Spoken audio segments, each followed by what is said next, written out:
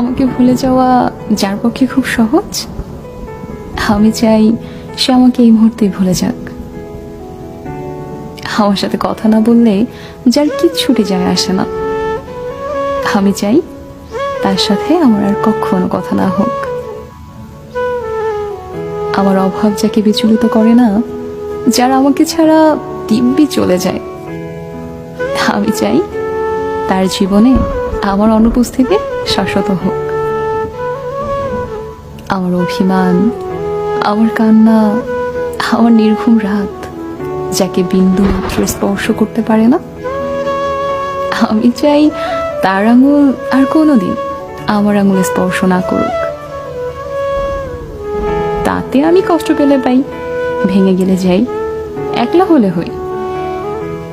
নিজের উপস্থিতির অবহেলা সহ্য করার থেকে তার অনুপস্থিতির নীরবতা ঢের ভালো।